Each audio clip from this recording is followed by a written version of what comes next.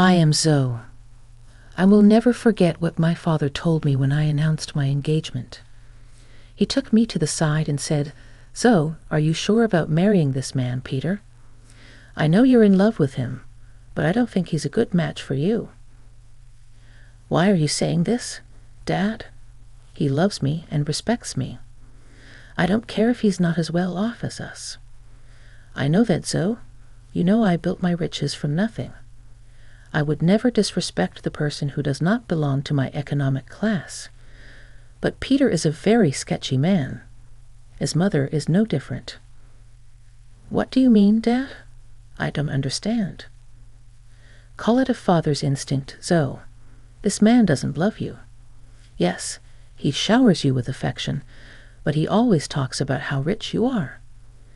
I heard him flexing to his friends that he bagged the rich brat. Julia just laughed with him and agreed. You must be mistaken, Dad. Peter would never say those things about me. Julia also loves me a lot. I'm sure she would scold Peter if he tried to joke like that. Sometimes I wish I had listened to my father. He did know what he was talking about. I was a stupid girl in love. My mother passed away 2 years before I got married. My dad was sick and wasn't long for this world. I was desperate to hold on to something that would give me the will to live. Peter and Julia became those people. My dad was a rich man. He made a series of good investments that made him very financially well off. I worked hard at my job and got a moderate salary as well. All in all, we were pretty comfortable in life. My husband Peter and his mom Julia weren't that well off. Yes, Peter did earn more than me, but he came from a very humble background. His field wasn't good enough to make him a millionaire. Peter did hold some resentment towards it. He and Julia liked sophisticated and expensive things. He often complained about not having enough money. I was always glad to help them out with the little allowance my dad gave me. I even let Peter and Julia move into my house after marriage, but neither Peter nor Julia were happy with my house. They said, "It's such a shame that you live in a small house. Your dad literally lives in a mansion. How come you bought such a small townhouse?" "I don't earn a lot, Peter. Dad lives in a mansion because he has lots of money. I'm a simple office employee earning a moderate salary. This house was difficult for me to buy as well. Dad helped me out with the down payment." "Well, if he helped you out, he should have got you a better place. I'm sure your mom had left him something to give you when you became older." "I'm not entitled to anything, Julia. Whatever my mom left behind is my dad's now. She died suddenly, so there was no will. I don't mind if I don't get anything. I'm happy with the way things are." "That's a ridiculous thing to say, Zoe. I sure would have loved to inherit a lot of money. You know what? Your dad should trade houses with us. He lives alone, so he doesn't need the space anyway. Right, Mom?" "Yeah, Peter's right, Zoe. You can ask." "Absolutely not. That house is my dad's, and he deserves to live comfortably as long as he is alive." "Well, he will be alive for a long time now that he's sick. We can wait and compromise for a few years and see what happens. Ultimately, everything will be yours after your dad dies. You will have plenty of money to buy a big house and more." The way Julia and Peter were already making plans to spend my inheritance was super disturbing. It also didn't help that they regularly asked me to ask my dad for more money. It's not like we were hurting for cash. Peter and Julia simply wanted the millionaire life, even if they weren't one. Honestly, I was getting tired of their behavior. However, the real drama happened after my father passed away. My dad's cancer took him away from me pretty soon. I was devastated but got little support from Peter or Julia. They were only concerned about the date of the will reading and didn't even help with the funeral. Hell, they refused to attend the funeral because my dad was no one to them. I was heartbroken and furious at that point. My dad's words kept coming back to me. I was getting suspicious of them and started to have doubts about their intentions. I was afraid that they were really after my inheritance money. They were not allowed to be in the reading of the will. Peter and Julia said, "Why the hell are we not allowed to read the will? This is ridiculous. Lawrence was my own father-in-law. Yes, this is ridiculous. We are family and should be present for this event. We have the right to know what Lawrence left in the will. At least my son should be allowed to be there. Your son is not in the will, Julia, so he cannot read the will. Why are you two so obsessed with inheritance? You didn't even come to the funeral." It was funny how my dad was suddenly family when it came to getting an inheritance. I was pretty annoyed at Julia and Peter. What was worse was that they started to hound me as soon as I got back from reading the will. They were not allowed to see the will. I had a hard time dealing with the grief of losing my father, but I got no words of support or sympathy from them. They simply wanted to know about my inheritance. Julia asked me, "So we have been wondering about something for a while now. How much inheritance did you receive from your parents? You must have got a lot of money. How much money did you get?" My parents unfortunately didn't leave me any money in my inheritance, so I received 0. What? You didn't get any money, but your parents were rich. They should have left you something. I don't believe that you didn't get any money. I'm sure you are lying to us, though. There is no way your parents didn't leave you a single penny. No, Peter, there was no money in my inheritance. The will didn't even mention me getting any kind of money.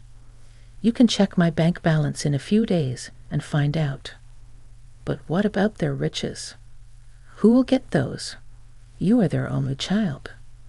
I don't know about that, Julia. The lawyer just told me that I didn't get any money. It's fine by me. It was my parents' money, and it's up to them who they would give it to. That is ridiculous. You need to fight for the money. It should be yours. There is no money, Peter. They didn't have much money in the end. Whatever was left was given to charity. They have been planning this for a while now. Julia and Peter looked very pissed by what I said. I had no idea why they were being this weird about my inheritance. I almost told them the full details, but something stopped me from doing it. There was this creeping doubt in my mind that my husband and mother-in-law were up to something. I waited for them to digest the news. When Julia and Peter kept pressuring me for more information, I put my foot down. I told them firmly that I didn't get any money, and even offered to show them my account in a few days. Well, a month passed and nothing showed up. In the meantime, Peter grew very restless and stopped being affectionate with me. He was always checking my account and constantly hounding me for information on my inheritance. I was starting to see where this was going. Finally, one day, I decided to put an end to it. I showed them my bank statements and said, "See, I told you that I didn't receive anything. I'm not hiding any secret inheritance money from you. Do you believe me now?" Wow, our years of hard work just went down the drain then. So his parents weren't rich, and she didn't even get $100 in the will. This is ridiculous. I can't believe this. I can't believe this either, Mom. I stayed in this marriage for nothing. I married so for nothing. It was all a waste of time. What the hell does that mean? Why are you talking like this, Peter? Why do you think he's saying these things, though?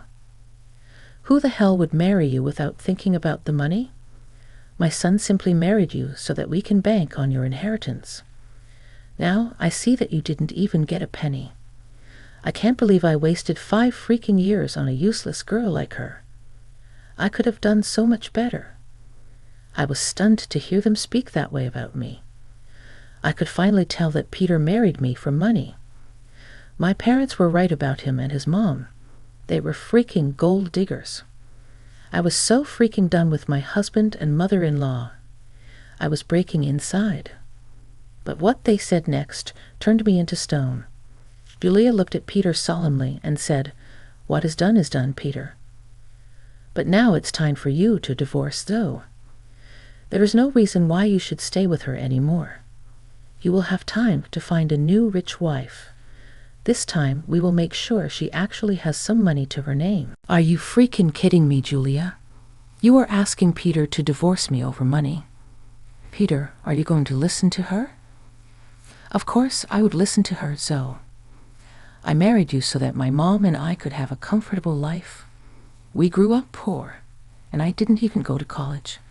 I had no way of earning a lot of money. So you pretended to love me and then tricked me into marrying you. You thought that my parents would give me lots of money that I would readily share with you. Yes, that's what I thought. It was the only way I could give my mom the life she wanted. But now I see that my efforts were in vain. Mom's right. I need to divorce you and keep looking." I was stunned by what Peter said. He said those things so nonchalantly that I started to question my own sanity. Julia and Peter went on to express their frustration at my marriage and myself. I didn't hear a word after a while. I was too busy coming to terms with what they just threw at me. Their total lack of reaction and Peter's sudden shift in behavior were both depressing and angering to me. After a point, I was so mad that I wanted to scream and throw things. However, I didn't do any of that. I calmly said, "Okay, then Peter, if a divorce is what you want, you will get it. I was never the one to say no to your demands. I might as well give in to your demand now as a last favor. So, will you agree to a mutual divorce? It'll save us both a lot of money. By the looks of it, you don't have much to go on anyway. Don't think of this as an opportunity to get alimony from my son. We will fight you tooth and nail before you give up that dream. You better preserve your lawyer fees and agree to a mutual divorce. It'll be best for you. You're right. I don't have a lot of money right now. So I decided something. I will agree to a mutual divorce, but you have to sign a clause saying that we won't share any of our assets with each other." "That's not a problem at all. You don't have much, and neither do I at the moment. If you can forego alimony, I'll agree to sign a divorce and won't claim anything from you." Me and Peter discussed the details of the divorce and made sure we were on the same page. I could see that Julia and Peter were both happy about me not making a fuss out of the divorce. I guess they didn't expect me to be so calm about it. Truth be told, ever since that day, I have been crying on my way to and from work. I used to sit in the parking lot of my office and cry for an hour before and after work. Peter never noticed my puffy eyes or even asked why I was leaving early for work and coming home late. Julia didn't even bother looking at me after she discovered that I had no money. All of their behavior just made me even more determined to get out of the marriage as soon as possible. I actually had Peter and Julia move out of my house to a rented space in the neighborhood. They soon settled in while we waited for the divorce to finalize. True to his word, Peter didn't demand a share of my house. I also didn't ask for alimony. In his eyes, it was a fair deal. Well, he had no idea just how far I made things out to be. He came to know about it on the day our divorce was finalized. I went over to his new rented space to drop off my wedding and engagement ring. So I just wanted to return these to you since the marriage only brought bad times in my life. I don't want to have any memory of it. Are you sure you want to return it? I mean, you might need the money after all. It's so funny, you know so. You must have laughed at our poverty before. Look where you are now. My son is being generous and giving you the rings. You might need to sell them when your stupid job doesn't pay enough. We want Mr. Rings. They're cheap ones anyway. What would I need to sell the rings for? Money, Julia? You don't have to be embarrassed. So we already know how your parents didn't leave you anything. I guess they lost everything due to poor financial decisions, leaving their daughter destitute. At that point, I laughed very loudly in her face. Julia looked confused, and so did Peter. I could tell that Peter was somewhat annoyed by his mother's behavior, and he was also surprised at my laughter. "Why the hell are you laughing, Zoe? Did I say something funny?" "It's freaking funny how you think I'm destitute, Julia. It's also funny that you think my parents lost all their fortune." "Well, of course you're destitute. Your parents didn't even leave you a penny. They surely messed up and ruined your life by not leaving you an inheritance." "I never said that I didn't get an inheritance, Julia. I simply told you that I didn't get any money. My parents did, in fact, leave me plenty of inheritance." "What the hell does that mean? You have an inheritance? I'm so confused. My parents could see you and Julia for the little gold diggers you two are, so they made a secret clause in their will. It said that I would receive no monetary inheritance. Instead, I was given this entire neighborhood as my inheritance." "What? You own this neighborhood now? How is that possible? We would have known about your inheritance if this was true. We even signed the lease with an estate manager who didn't tell us the name of the owner. My parents wanted me to wait for a year before I got my inheritance. They wanted me to test you too and see if you are really with me for money or love. Well, of course, you failed the test, and now you won't get anything from me. Also, the estate manager was appointed by my parents to take care of the property before I inherited it. They were smart people, you know." "That is impossible. I don't believe a word you're saying. You're just embarrassed because you don't have money anymore." "Oh, really, Peter? Is that what you and your mother have concluded from this? Well, why don't you call your landlord and find out from him? Don't worry, we would do that. Then everyone will see just what a big liar you are." Julia and Peter called their landlord and asked about what I said. Since their landlord was the estate manager, he told them everything. Julia and Peter were stunned. They looked really panicked. After cutting the call, they said, "You lied to us. You tricked us into thinking that you don't have anything, but you own the entire housing society now. How dare you trick us, Zoe? You wanted all your riches to yourself, so you tricked Peter into divorcing you and made him sign papers that he wouldn't claim anything from you." I laughed at their audacity to turn this one on me. It was finally dawning on them that they had messed up royally, and now it was time for some sweet karma. "It's funny you accused me of tricking you too. Peter, you tricked me into marrying you by telling me that you love me.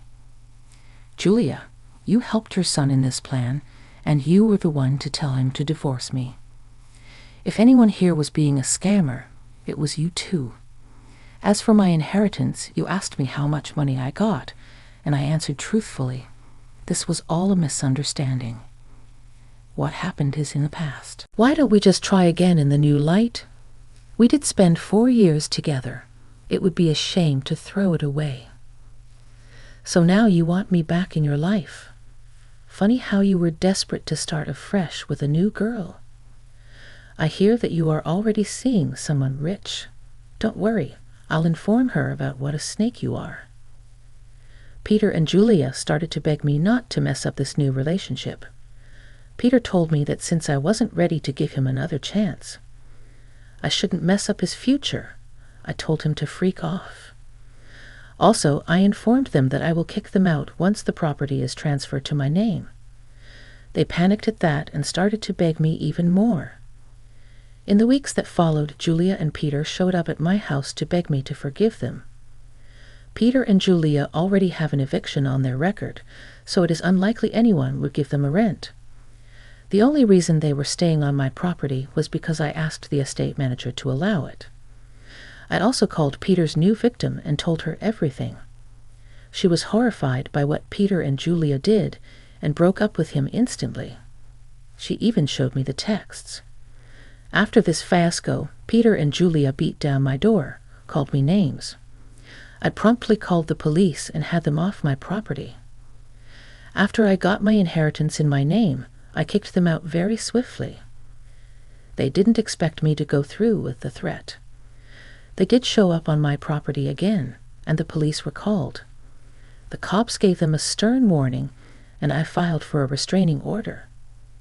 Turns out the entire town knew about what happened. They were essentially disowned by friends and had to leave the city to start afresh. Meanwhile, I'm enjoying my new wealth and am finally free from gold-digging leeches.